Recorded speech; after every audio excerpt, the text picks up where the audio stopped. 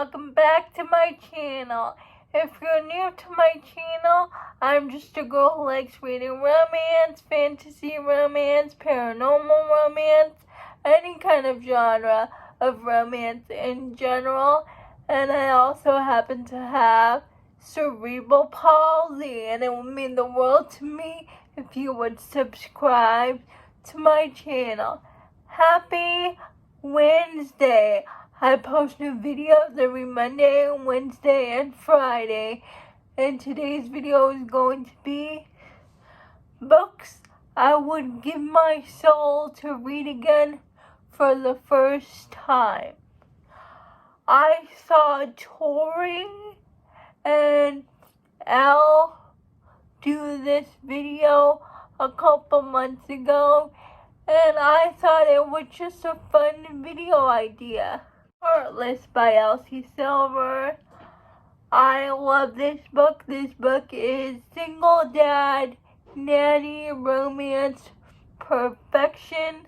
I love Willa and Cade so much. The audiobook is great. We read Heartless constantly every time I need a pick-me-up. Cade Eaton, who runs a ranch, who needs a nanny, his sons, for the summer because he doesn't want his dad to have to take care of his son Charlie. And his sister-in-law, Summer, mentions her best friend, Willa.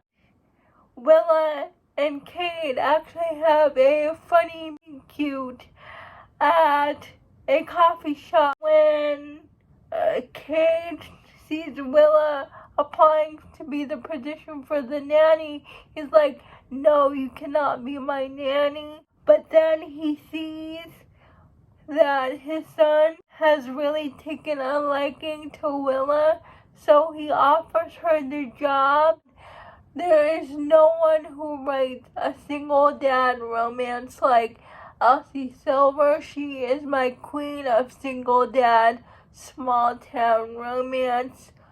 So yeah, if I could read Heartless again for the first time, I would, because I just remember smiling the whole way through, and I just want to get that feeling again. A Court of Mist and Fury by Sarah J. Maas.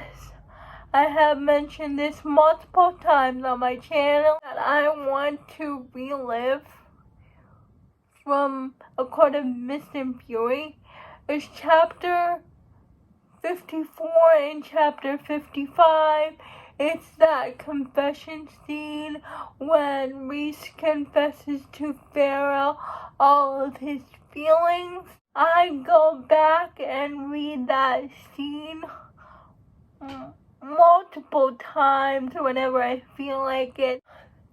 Chapter 54 and 55 is just unmatched. I've read this book like 6 or 7 times already, but I specifically go back for that confession scene. And I just want to go back to that moment where Reese confesses to Farrah for the first time, because I remember crying my eyes out. And if you haven't listened to the graphic audio, chapter 54 and 55, please do. The Boys of Tommen series by Chloe Walsh. Most emotional series I have ever read in my life. Johnny, Shannon, Joey, and Aoife are forever stamped in my heart. I remember going through the gamut of emotions with this book. I was sad, I was frustrated, I was happy, I was laughing, I was crying.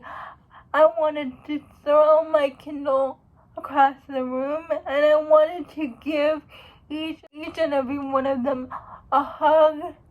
It's just like I cried multiple times reading each of these books, and I don't think I'll ever get another experience like that. I would want to read it for the first time again just to relive my emotions that I felt reading the book. I just want to wrap them all up in bubble wrap, and I'm so excited because Gipsy's book, Taming 7, is coming soon. I really have to thank Nikki for recommending the Boys of Tommen series because Johnny, Shannon, Joey, and Ethan will forever be stamped in my heart. These group of people in college, and it follows a rugby team. Shannon gets transferred to the Boys of Tommen, the Tommen University, because she experiences bullying at school. Her mom transfers her, but she's also suffering from domestic violence at home because her dad is very abusive. And then because Johnny hits her with the rugby ball, Shannon comes in contact with Johnny, and her life is never the same after that. Saving Six and Redeeming Six is about Joey's story. It's Shannon's brother. I love Johnny and Shannon, I do, but I fell in love with Joey Lynch and Aoife. They are soulmates. Nobody can convince me otherwise. The story is just so heartbreaking. Same with Shannon, but Joey's story just hits different for me. Boy series by Jesse Walker. Will, who goes through something in college and he has to get out of town. He's driving on his motorcycle. He ends up in his old childhood hometown. He sees Mason, one of his childhood best friends, and Mason offers Will a job at his mechanic shop.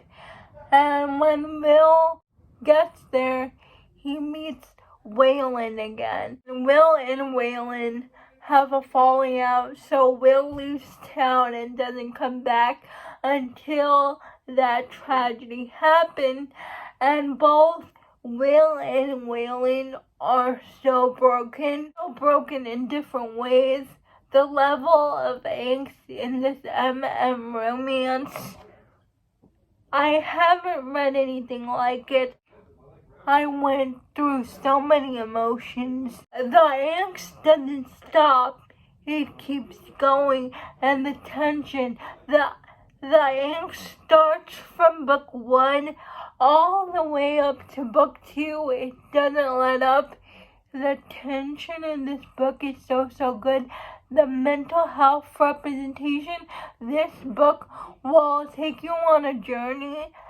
And I would give anything to read these books for the first time again because I was not okay. I love Will and Waylon so much. This is probably one of my all-time favorite MM romances. Inked in Lies by Gianna Darling. It's a dark motorcycle club romance. It's a best friend's little sister romance. We follow Nova and Lila. Nova and Lila are next door neighbors, but something happens where Lila has to move in with Nova's family. Their relationship goes from there, but this is not my all-time favorite Gianna Darling book. The way they are there for each other, the mutual pining, the forbiddenness, because she is his best friend's little sister and there's an age gap, and Nova tries to deny his feeling for Lila so much until she's in danger, and he just cannot deny his feelings anymore. The last book I would sell my soul to read again for the first time is Still Beating by Jennifer Hartman. When I first read this book, I remember I never read anything like it, but we follow Dean and Cora, who is actually, Dean is Cora's almost brother-in-law because Dean is engaged to Cora's sister, but one night Cora goes out to a party and she wants to go home, but the only person who answers their phone to pick her up is Dean.